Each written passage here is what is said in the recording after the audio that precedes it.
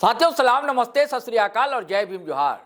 साथियों का हेमंत सोरेन की अगुवाई वाली सरकार भाजपा के इशारे पर चल रही है क्या? अगर इशारे पर चल रही है तो पेशा रूल को लेकर इतना तूफान से क्यों मच रखा है? भारतीय जनता पार्टी के जितने भी शिखर नेता हैं सब विरोध कर रहे हैं। दूसरी जानिब जो आदिवासी संगठन या जो नेता है, एक्टिविस्ट है, वो कल तक तारीफों के पुल बांध रहे थे, वो भी अब विरोध करने वालों की बात में खड़े हो गए। मैं ऐसी बातें क्यों कह रहा हूं कि क्या भाजपा के इशारे पर सब कुछ हो रहा है? ऐसा इसलिए कि एक बड़ी बात कह दी है आदिवासी क्षेत्र सुरक्षा परिषद के अध्यक्ष और एक्टिविस्ट, चर्चित एक्टिविस्ट और राइटर, अंग्रेजी और हिंदी में भी इनकी किताबें हैं, ग्लैडसन डुंगडुंग ने प्रेस कॉन्फ्रेंस में काफी वक्फा उन्होंने लगाया, लेकिन कई बातें बिंदुवार कही है। अब पहला हमला तो यही है कि ये क्या खिचड़ी पक रही है पंचायती राज अधिनियम और ये पेशा रूल। पंचायती राज अधिनियम जो है 5th शेड्यूल में लागू करने के लिए ये सारी कवायद भारतीय जनता पार्टी की अगुवाई वाली सरकार ने की और इस सरकार ने पेशा रूल तो बनाया, लेकिन कवर जो है वही कर रहा है पंचायती राज अधिनियम। कहां? 5th शेड्यूल एरिया, जहां आदिवासियों को अपनी अबुआ शासन, अबुआ सरकार का अधिकार है। यह भी कहते ग्लेडसन, क्या ये अबुआ सरकार के जो सपने देखे थे हमारे पुरखों ने, धरती आबा बिरसा मुंडा हो, चाहे तिलका मांझी हो, सिद्धू कानू हो, चांद भैरव हो, या संविधान समिति के सदस्य रहे डॉक्टर जयपाल सिंह मुंडा, मरांग गोमके, इन्होंने जो सपने देखे थे अबुआ शासन, अबुआ दिशुम, अबुआ राज वाले, उस पर ये जो रूल है, पेशा रूल जो हेमंत सरकार लेकर आई है, क्या आखिरी कील साबित होगी? कई बातें उन्होंने कही है दोस्तों, मैं चाहता हूं कि पूरी बातें आप बहुत ही गौर से सुनिएगा। ग्लैडसन डुंगडुंग ने क्या कहा? अब प्रेस कॉन्फ्रेंस वो अकेले नहीं थे, संथाल से लोग आए थे, कोल्हान से लोग आए थे, पारंपरिक ग्राम सभा समन्वय समिति उनके लोग थे, सिंहभूम आदिवासी एकता मंच उनके लोग थे। उनकी भी बातें मैं आपको सुनवाऊंगा, लेकिन इस वीडियो में आप ग्लैडसन डुंगडुंग को सुने। और ग्लैडसन डुंगडुंग ने साथ ही साथ जिस विभाग ने इस प्रस्ताव को लाया पेशा रूल का, उस विभाग के निदेशक रहे निशा उरांव, उन पर भी हमलावर रहे। बार बार निशाने पर उन्होंने निशा उरांव को लिया।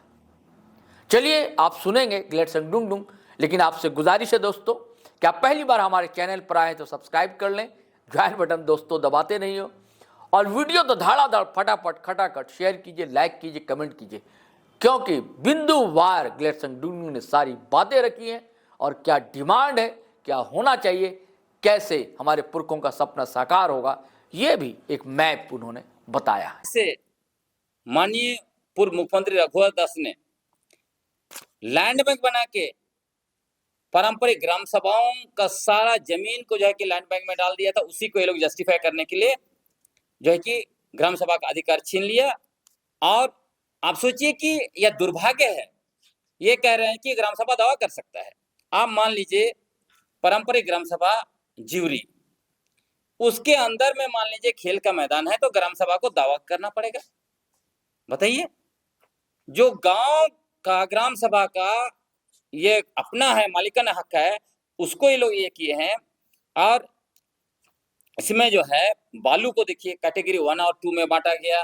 भूमि अधिग्रहण में विशेष बैठक किसको बुलाने का अधिकार है? मुखिया और उसके ऊपर सीओ। मतलब अभी झारखंड में जितना भी पब्लिक हियरिंग हो रहा है, जनसुनवाई हो रहा है, सीओ साहब के ऑफिस में हो रहा है। इसको जस्टिफाई करने के लिए चुपके से उन्होंने उसमें डाल दिया है और पारंपरिक हाथू मुंडाओं का अधिकार उन्होंने छीन लिया है।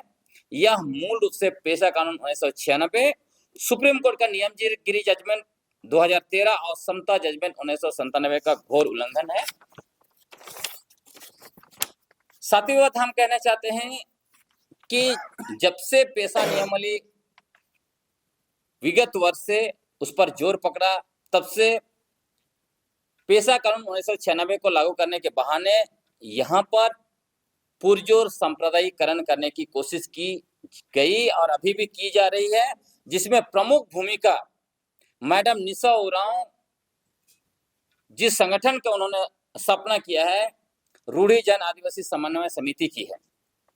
इसलिए इस संगठन के लोगों के बारे में जानना जरूरी है, क्योंकि यह संगठन का तर्क यही है कि जो आदिवासी सरना पूजा करते हैं वही रूढ़ी जन है, वही आदिवासी हैं, और बाकी जो है वो आदिवासी नहीं है। इसलिए हम बहुत स्पष्ट कहना चाहते हैं, आप लोग जानिए कि आखिर रूढ़ी जन आदिवासी समन्वय समिति के संस्थापक और उसके कर्ता धर्ता कौन लोग हैं? मैडम निशा उरांव। हमारा मकसद नहीं है किसी पर व्यक्तिगत टीका टिप्पणी करना, किसी पर व्यक्तिगत हमला करना, लेकिन ये लोग क्योंकि आदिवासी की ठेकेदारी कर रहे हैं, रूढ़ी प्रथा परंपरा के नाम पर नफरत फैला रहे हैं, इसलिए हमें यह बात आपके समक्ष रखना पड़ रहा है। मैडम निशा उरांव स्वयं उरांव समुदाय को त्याग कर, उरांव समुदाय का रूढ़ी प्रथा परंपरा को छोड़कर सनातन हिंदू संस्कृति में सराबोर है, यह सब पब्लिक को पता है। दूसरी बात, उस संगठन से जुड़े लोगों के बारे में भी आप कुछ लोगों का देखिए। एक नाम है, अभी इन लोग जो है कि मिले थे महामहिम गवर्नर से, उसमें जो सूची जारी किया गया है यह है साथियों, उस सूची का नाम मैं बताता हूं। कलावती देवी खड़िया समाज से आती है, खड़िया समुदाय से आती है। डोकलो सोहर खड़िया, मतलब हमारे खड़िया समुदाय में देवी कुमार कुमारी ये टोटेम होता नहीं है, तो ये देवी कैसे जो है कि रूढ़ी जन हो गई। दूसरी बात, हमारे खड़िया आदिवासी के समुदाय में आज तक डोकलो सोहर का पद महिला नहीं बैठी, महिलाओं को बैठाया नहीं गया। तो ये कहां से, मतलब फर्जी तरीके से मैडम निशा उरांव ने उनको कलावती देवी को डोकलो सोहर खड़िया समुदाय का बना दिया है। उसी तरह जांजी खड़िया, खड़िया जनजाति से देवी, जांजी देवी, अघुनु खड़िया डोकलो सोहर, पुन्नु खड़िया डोकलो सोहर, इतने सारे डोकलो सोहर कहां से निकल के आ गए जो आज तक हम लोग नहीं जानते। मैं 2009-10 से जो है कि खड़िया समुदाय का बड़ा जो डोकलो सोहर होता है वहां मिल जाता हूं, कभी मैंने इन लोगों को नहीं देखा है, कहीं हम लोग नहीं जानते। दूसरी बात, उसी तरह मुंडा आदिवासी समुदाय का देखिए, एक नाम है महादेव मुंडा दिसुम गोमके। 22 पाड़ा कंपट मुंडा का सर्वोच्च पद जो होता है वो होता है महाराजा, जो महाराजा मंदरा मुंडा ने जो व्यवस्था किया। मौजूदा वक्त में सनी का जो लुगुन है वो महाराजा हैं मुंडा व्यवस्था का सर्वोच्च पद पर। तो ये जो है दिसुम गोमके कहां से पैदा कर दिया मैडम निशा उरांव ने। इसी तरह इसमें अगर लिस्ट देखिएगा तो राजी पढ़ा प्रार्थना सभा, क्या ये पारंपरिक संगठन है? मतलब ये लोग नया संगठन बनाए हैं और खुद को रूढ़ी प्रथा परंपरा और असली आदिवासी बोल के फर्जी नैरेटिव बना के नफरत फैला रहे हैं। अगर सही मायने में देखेंगे तो इनके सिर्फ मुंह में रूढ़ी प्रथा परंपरा है, लेकिन इसमें से अधिकांश लोग अपनी भाषा नहीं जानते हैं। जब आप अपनी भाषा ही नहीं जानते हैं, पूछिए कलावती देवी जी से, क्या खड़िया भाषा जानती है? उनको कैसे रूढ़ी प्रथा परंपरा खड़िया समाज के पता है जब अपनी भाषा ही पता नहीं? मैडम निशा उरांव अपनी भाषा जानती है क्या? कुछ बोल के दिखाया हमें। उसी तरह और क्या एक लोग मिलेंगे, इससे पहले उनके टीम में देखिए विजय कुजूर जैसे लोग जो कहते थे कि पैसा कानून पूंजीपतियों के इशारे पर लाया गया है। कृष्णा हंसदा जैसे लोग कहते थे कि पैसा कानून हमें गुलाम बना दिया। तो ये लोग पैसा कानून का घोर विरोधी लोग, इन्होंने झारखंड पंचायत राज अधिनियम को सपोर्ट करने के लिए एड़ी चुट्टी एक कर दिया। ये लोग चुनाव भी लड़ते हैं। विजय कुजूर भारत आदिवासी पार्टी के राष्ट्रीय उपाध्यक्ष हैं, कृष्णा हंसदा भारत आदिवासी पार्टी के राज्याध्यक्ष हैं, पंचनंद सोरेन चुनाव लड़ चुके। तो रूढ़ी प्रथा परंपरा कहाँ है? आप खुद चुनाव लड़ते हैं, आप खुद दिक्कु व्यवस्था में जाते हैं।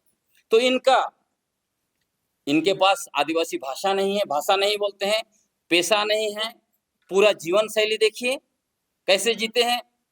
इनका सिर से पैर तक ये लोग पूरा जो है कि हिंदू, सनातन हिंदू संस्कृति से साराबोर हैं और यहाँ रूढ़ी प्रथा परंपरा के नाम पर नफरत फैला रहे हैं। ये हम लोग जो है कि चलने नहीं देंगे। इस तरह से झूठे लोग जो है लोगों के सामने बेनकाब होना चाहिए, इसलिए हमने बेनकाब करने की कोशिश की आपने। और इस बात को हम लोग बार बार कहेंगे, क्योंकि ये लोग रूढ़ी प्रथा परंपरा के नाम पर खुद को रूढ़ी जन बोलते हैं और पुरजोर नफरत फैलाते हैं। और इसका परिणाम हो रहा है कि हमारा जो आदिवासी समुदाय, जिसका मूल है समानता, जहां पे नफरत कभी नहीं आया था, यहाँ पे नफरत आ रहा है और समाज टूट रहा है। 8वीं बात हम कहना चाहते हैं कि पेशा कानून 1996 को झारखंड के अनुसूचित क्षेत्रों में लागू करने हेतु कानूनी लड़ाई लड़ने के लिए हम आदिवासी बुद्धिजीवी मंच की सराहना करते हैं, लेकिन गलत कानूनी लड़ाई लड़कर पेशा कानून को उलझाते हुए पारंपरिक ग्राम सभाओं को उनके अधिकारों से वंचित रखने हेतु इनको हम लोग जिम्मेवार भी मानते हैं। हम बहुत स्पष्ट कहना चाहते हैं कि आदिवासी बुद्धिजीवी मंच ने राज्य में पी पेशा जैसा विवाद पैदा किया, जिसकी वजह से गांव कस्बा में के लोगों को ऐसा लगता है कि पेशा कानून 1996 अलग है और पी पेशा अलग है।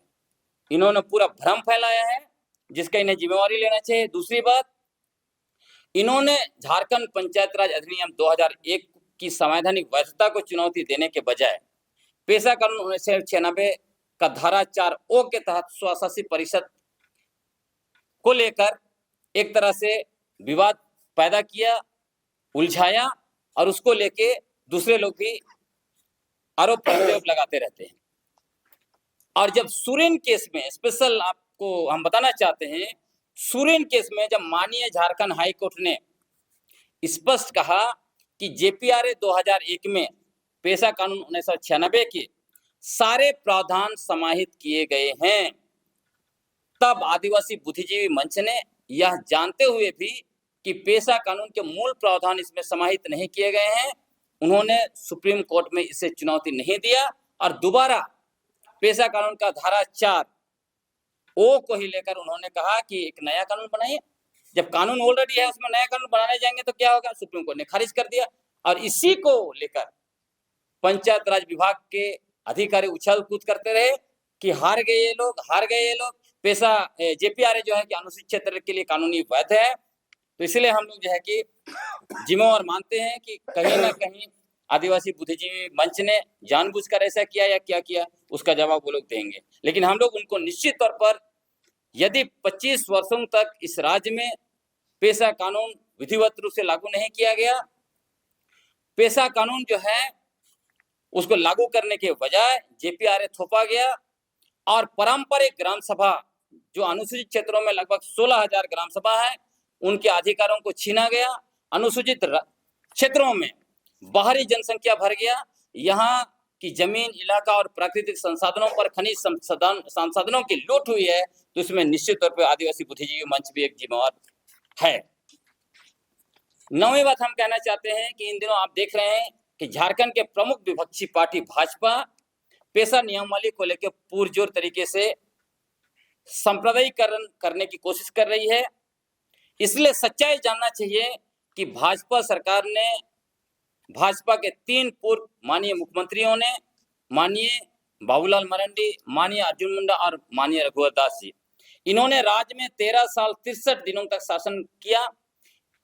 इतने दिनों के अंदर उन्होंने पेशा नियमावली का एक ड्राफ्ट तक नहीं बनाया, और ड्राफ्ट बनाना तो दूर, झारखंड के प्रथम मुख्यमंत्री माननीय बाबूलाल मरांडी ने अनुसूचित क्षेत्रों में असंवैधानिक तरीके से झारखंड पंचायत राज अधिनियम को थोपा, औद्योगिक नीति 2001 थोपा, माननीय अर्जुन मुंडा ने झारखंड नगर पालिका अधिनियम फिर से असंवैधानिक तरीके से थोपा, लैंड बैंक बनाया माननीय रघुवर दास ने, और यहाँ का 21 लाख एकड़ जमीन जो मूलतः अनुसूचित क्षेत्रों के 16,000 ग्राम सभाओं के अधिकार क्षेत्र है, उसको जो है कि असंवैधानिक तरीके से, गैर कानूनी तरीके से लैंड बैंक में डाला।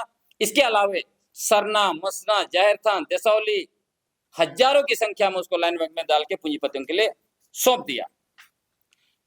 आप सुन रहे होंगे इन दिनों झारखंड के प्रथम मुख्यमंत्री माननीय बाबूलाल मरांडी जी आदिवासी रूढ़ी प्रथा परंपरा पर खूब संरक्षण की बात कर रहे हैं, नफरत फैला रहे हैं, यहाँ तक कह रहे हैं कि जो ईसाई बन गया वो तो आदिवासी नहीं रहा। हम उनको याद दिलाना चाहते हैं, इन्होंने पेशा कानून 1996 का धारा 4 का घोर उल्लंघन करते हुए जेपीआरए 2001 थोपा। ये जो पेशा कानून का धारा 4 का क्या बोलता है कि राज्य सरकार कोई भी कानून बनाएगी तो वहां के रूढ़ी प्रथा परंपरा के अनुरूप बनाएगी। क्यों बाबूलाल मरांडी जी ने रूढ़ी प्रथा परंपरा के अनुरूप नहीं बनाया? और रूढ़ी प्रथा परंपरा और पारंपरिक ग्राम सभाओं को अधिकार छीनने वाला जो है कि जेपीआर थोप दिए और आज जो है कि राज्य में नफरत फैला रहे हैं, वो बकवास कर रहे हैं, ये नहीं चल सकता है। हम आपको यह भी बताना चाहते हैं, ये वही माननीय बाबूलाल मरांडी हैं जिन्होंने सरना धर्म जो है उसको नकारते हुए राज्य के सारे आदिवासियों को 2003 में कहा सारे आदिवासी सनातन हिंदू हैं। आज उनको कैसे जो है कि सरना आदिवासी याद आ रहे हैं, सरना धर्म कैसे याद आ रहा है, कैसे आदिवासी रूढ़ी प्रथा और परंपरा उनको याद आ रहा है, ये उनको जवाब देना पड़ेगा। ऐसा नहीं चल सकता है। यही बाबूलाल मरांडी हैं, जब आदिवासियों ने अपना जमीन बचाने की बात की तब जो है कि कोइलकारों में गोली चलवाया जहां 8 आदिवासी लोग जो है कि शहीद हुए। तो इसलिए जो है कि उनको अपने गिरेवान में झांकना चाहिए पहले। दूसरे मुख्यमंत्री आजकल जो हालांकि जेएमएम से गए हैं, पूर्व मुख्यमंत्री चंपाई सोरेन, वो भी आजकल रूढ़ी प्रथा परंपरा और जो है कि डिलिस्टिंग धर्मांतरण पर खूब ज्ञान बांट रहे हैं। लेकिन हम याद दिलाना चाहते हैं उनको, सिर्फ उनका दाहिना हाथ उठाने के लिए बोलिए मानिए चंपाई सोरेन जी को, पूरा हाथ में जो है कि लाल धागा बांध के भरे पड़े हैं। क्या ये सरना आदिवासी है?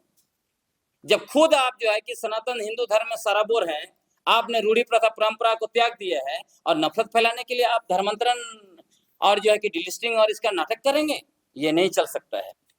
हम यह भी याद दिलाना चाहते हैं पूर्व मुख्यमंत्री रघुवर दास जी को, वो भी इन दिनों खूब रूढ़ी प्रथा परंपरा की बात कर रहे हैं।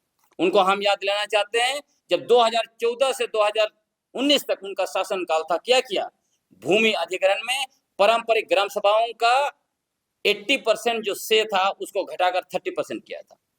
ग्राम सभाओं का अधिकार छीना, लैंड बैंक बनाया, जो मैं पहले भी बोला, सरना, मसना, देसावली, सारा चीज को मैंने खूंटी जिला का निकाला। सिर्फ एक ही जिला का आप सोचिए कि 541 सरना स्थल को लैंड बैंक में डाला। पूरे राज्य का अगर हम लैंड बैंक का निकालेंगे तो कितने सरना स्थल, कितने देसावली, कितने जहातन, कितना सरना मसना को डाला है उन्होंने। और आज जो है कि कह रहे हैं वो हृदय से बन रहे हैं सरना आदिवासियों का। उन्हीं के शासनकाल में आपको याद होगा सीएनटी एसपीटी कानून का जो विरोध हो रहा था, जब ऑर्डिनेंस लाए थे, पुलिस फायरिंग हुआ, साइको में गोली चलवाया उन्होंने और अब्राहम मुंडू की हत्या हुई, वहां पर पुलिस फायरिंग में मौत हुई। उसके बाद भी उन्होंने नहीं सुना आदिवासियों का। 3 मिनट में जो है विधानसभा में बिना कुछ बहस कराए सीएनटी एसपीटी कानून को संशोधन कराया। आप सोचिए, दोनों कानून हमारे पुरखों के खून से लिखे गए दस्तावेज हैं, इसके लिए हजारों लोग शहीद हुए हैं। उन दस्तावेजों को उन्होंने 3 मिनट में संशोधन करवाया। और उसी के बाद देखिए, जब हमारे आदिवासी खासकर मुंडा लोग 200 गांव में पत्थलगाड़ी किया, ये कहते हुए कि 5वीं अनुसूची हमारा रक्षा नहीं कर सकता, पेशा कानून, सीएनटी एक्ट या जितने भी कानून बनाए गए हैं, कोई हमारा रक्षा नहीं कर सकता। इसलिए जो है कि हम क्या करेंगे, हम जो है कि पत्थलगाड़ी करेंगे अपनी गांव, अपना जमीन, अपने इलाका को संरक्षण करने के लिए। यही तत्कालिक मुख्यमंत्री माननीय रघुवर दास ने 11,109 लोगों पर देशद्रोह का मुकदमा करवाया। उसके बाद घाघरा गांव में पुलिस फायरिंग हुई जिसमें बिरसा मुंडा शहीद हुए। तो ये लोग हैं बीजेपी के बड़े बड़े नेता जो आज रूढ़ी प्रथा परंपरा के नाम पर सरनाई सह करके नफरत फैलाना चाहते हैं ताकि 2029 में इनको सत्ता मिले। लेकिन असली बात यह है, ये आदिवासियों को वनवासी बनाने का काम किया, सरना को सनातन बनाने का काम किया और हमारे जमीन, इलाका और प्राकृतिक संसाधनों को पूंजीपतियों को सौंपने के लिए एक से एक नीति, नियम और कानून बनाए और बाहरी जनसंख्या को यहाँ भर दिया है इन लोगों ने और बाहरी व्यापारी और पूंजीपतियों के लिए सब कुछ इन्होंने किया है। इसलिए इनको याद दिलाना चाहिए। 10वीं बात हम कहना चाहते हैं आपको कि 15 मई 2025 को झारखंड सरकार के द्वारा होटल रेडिसन ब्लू में पेशा कार्यशाला का आयोजन किया गया था। उस कार्यशाला में पंचायत राज विभाग के माननीय मंत्री श्रीमती दीपिका पांडे जी और भी 3 माननीय मंत्री थे, पंचायत विभाग के प्रिंसिपल सेक्रेटरी थे, कांग्रेस प्रभारी के राजू साहब थे। हमने अपनी बातें रखी। उसके बाद माननीय मंत्री और के राजू साहब, इन्होंने न सिर्फ उस वर्कशॉप में लेकिन बाद में लगातार ये कहते रहे कि झारखंड का पेशा नियमावली अद्भुत नियमावली होगा। के राजू साहब ने तो यहां तक कहा जरूरत पड़ेगा तो हम अलग कानून लेके आ जाएंगे। हम लोग से वार्ता भी हुई और अंततः माननीय मंत्री महोदय ने बार बार कहा कि यहाँ का नियमावली जो है कि अद्भुत नियमावली होगा, बाकी अनुसूचित राज्यों से लोग आएंगे यहाँ का नियमावली देखने के लिए, वहां जो है कि उनको प्रेरणा मिलेगी। लेकिन अंत में खोदा पहाड़ निकली चूहिया। इसलिए हम लोग मानते हैं कि कांग्रेस पार्टी ने झारखंड के आदिवासियों को पेशा नियमावली बनाने के मामले में धोखा दिया है। क्योंकि कांग्रेस पार्टी के पास पंचायत विभाग है, इसलिए हम इनको जिम्मेवार मानते हैं। कांग्रेस पार्टी को जवाब देना पड़ेगा कि आपने झारखंड के आदिवासियों के साथ क्यों धोखाधड़ी किया है।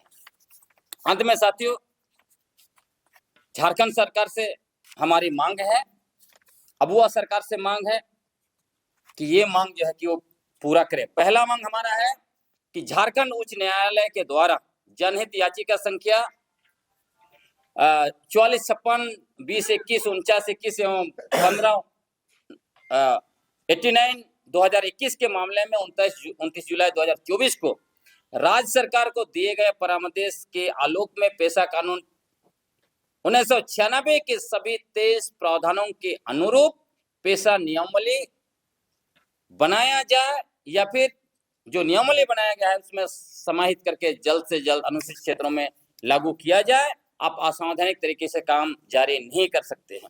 दूसरा मांग हमारा है कि अनुसूचित क्षेत्रों में नगर पालिका एवं नगर निगम की वैधता के मसले पर 5 जनवरी 2026 को राजस्थान उच्च न्यायालय के द्वारा सिविल रिट पिटीशन 31/18/2025 के पायरा 16 में दिए गए आदेश के आलोक में झारखंड सरकार रांची और जमशेदपुर सहित राज्य के अनुसूचित क्षेत्रों में स्थित छोटे बड़े शहरों, टाउन, सभी जगह पर ब्रिटिश हुकूमत के समय बनाए गए विलेज नोट के आधार पर ग्राम सभाओं का गठन फिर से करें। गांव के जो पुराने नाम है उसको रिस्टोर करें, क्योंकि आप लोग देश में देख ही रहे हैं, जब इलाहाबाद को प्रयागराज किया जाता है तो हमारा आदिवासी गांव, हमारा पुरखा गांव का नाम क्यों वापस नहीं होना चाहिए। और हत्तू मुंडा पहनों के अधिकार को पुनः बहाल किया जाए, और जितने भी इन शहरों में, रांची हो, जमशेदपुर हो, ऐसे शहरों में गैर कानूनी तरीके से हस्तांतरित गैर आदिवासियों को हस्तांतरित जमीन को वापस करने का ग्राम सभा द्वारा कार्रवाई शुरू किया जाए। इसलिए कि ये जो हाईकोर्ट जो है उसने स्पष्ट कहा है कि नगर पालिका अनुसूचित क्षेत्र में वैध है, लेकिन पेशा कानून वहां लागू रहेगा, और पेशा कानून का उपयोग करते हुए आदिवासी लोग अपना जमीन का संरक्षण करेंगे, रिस्टोर करेंगे। और इसमें मैं आपको उदाहरण दे देता हूं, जैसे रांची के पूर्वी क्षेत्र में मुंडा और भूमिज आदिवासियों के गांव और जमीन पर बड़े पैमाने पर कुर्मी जातियों का कब्जा है। रांची मध्य और रांची के पश्चिम क्षेत्र में मुंडाओं के गांव पर बड़े पैमाने पर देखिएगा उरांव और मुस्लिम समुदायों का कब्जा है। उसी तरह कोल्हान में आप चले जाइए, कोल्हान में सैकड़ों ऐसे गांव मिलेंगे जहां पर कुर्मी और जो दूसरे गैर आदिवासी हतू मुंडा बने हुए हैं। अगर सिमडेगा तरफ चले जाएंगे तो वहां भी सब मिलेगा आपको, खड़िया की जमीन और गांव पर दूसरे लोग आधिपत्य जमाए हुए हैं। इसलिए हमारा बहुत स्पष्ट मत है, जिनका गांव था विलेज नोट के आधार पर, जिन हतू मुंडाओं ने, जिन लोगों ने गांव बसाया है, उनको जो है कि हक दिया जाना चाहिए। यही जो है कि पेशा कानून की मूल भावना है। यदि कुर्मियों ने गांव बसाया, कुर्मियों को मिले, उरांव ने गांव बसाया, उरांव को मिले, मुंडा ने गांव बसाया, मुंडा को मिले, अगर खड़िया ने गांव बसाया है, खड़िया को मिले, अगर हो ने गांव बसाया है, वो हो को मिले, वहां का हतू मुंडा वही होगा। और एक बात बार बार कही जा रही है भाजपा के द्वारा भी और मैडम निशा उरांव के द्वारा भी, कि हतू मुंडा जो है, ग्राम प्रधान जो है, वो कन्वर्टेड ईसाई लोग नहीं बन सकता है बोलता है, क्योंकि वो पूजा नहीं कर सकते। वो झूठ फैला रहे हैं। हत्तू मुंडा जो होते हैं उन्होंने गांव बसाए हैं और पूजा पाठ के लिए वो लोग पहान रखते हैं। इसलिए यहाँ कोई धर्म का बात ही नहीं है, यहाँ पर सिर्फ आदिवासी समुदाय का बात है। इसको रिस्टोर किया जाए, हमारा मांग है।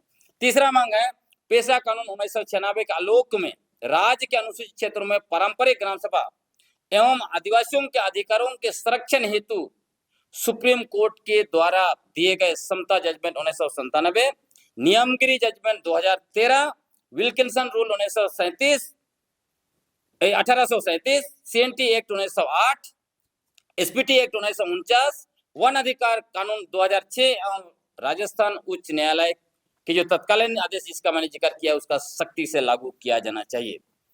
चौथा मांग हमारा है कि पेशा कानून 1996 का धारा 3 में दिए गए अपवाद एवं उपंतरणों के आलोक में आदिवासी रूढ़ी प्रथा के संरक्षण हेतु राज्य के वैसे अनुसूचित क्षेत्रों में पंचायत चुनाव, पंचायत व्यवस्था न थोपा जाए जहां पहले से ही पारंपरिक स्वशासन व्यवस्था कायम है, बल्कि वहां ज्यूरी मॉडल को लागू करते हुए पेशा कानून 1996 की मूल भावना पारंपरिक ग्राम सभाओं को शासन की शक्ति और अधिकार प्रदान किया जाए। क्योंकि अभी पेपर वगैरह में आ रहा है कि पंचायत चुनाव होगा वगैरह वगैरह, ये तो हमारे लिए हमारा व्यवस्था जो है कि खत्म हो जाएगा।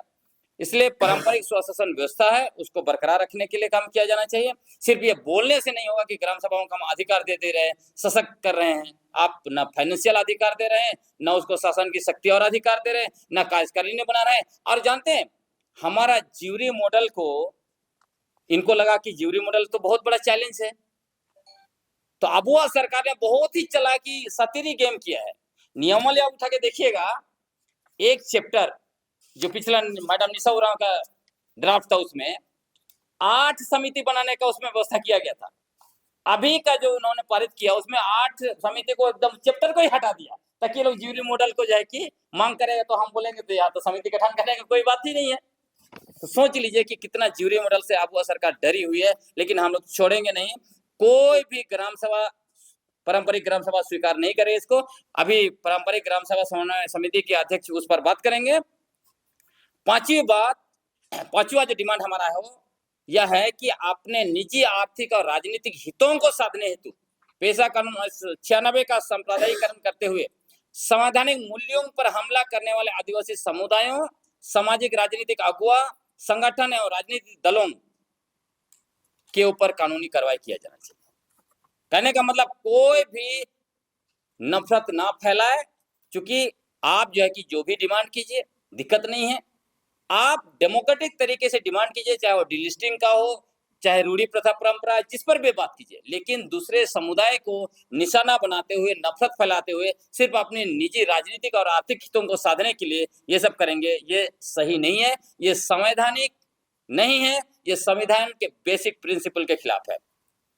आखिरी डिमांड जो है, छठवां डिमांड, वो यह है कि 5 जनवरी 2026 को राजस्थान उच्च न्यायालय के द्वारा सिविल रिट पिटीशन 31/18/25 के आलोक में झारखंड के आदिवासियों की रूढ़ी प्रथा के संरक्षण हेतु महामहिम राज्यपाल संविधान के 5वीं अनुसूची के पैरा 5(1) में दिए गए संवैधानिक शक्ति का उपयोग करते हुए राज्य के अनुसूचित क्षेत्रों से JPRA 2001 और नगर पालिका 2011 जैसे सामान्य कानून को निरस्त करे। क्योंकि इस जजमेंट में, इस ऑर्डर में स्पष्ट राजस्थान हाईकोर्ट ने कहा है कि महामहिम राज्यपाल के पास पावर है, यदि वो 5वीं अनुसूची पैरा 1 के तहत वो कोई कानून बना सकते हैं, नोटिफिकेशन जारी करके कोई भी कानून संसद और विधानसभा का है उसको निरस्त कर सकते हैं। इसलिए हम उनसे मांग करते हैं कि JPRA थोपने वाली है जो नियमावली बनाई गई है उसको भी महामहिम राज्यपाल निरस्त करे। तो चलिए साथियों, आपने सारी बातें सुनी ग्लेडसन डुंगडुंग की।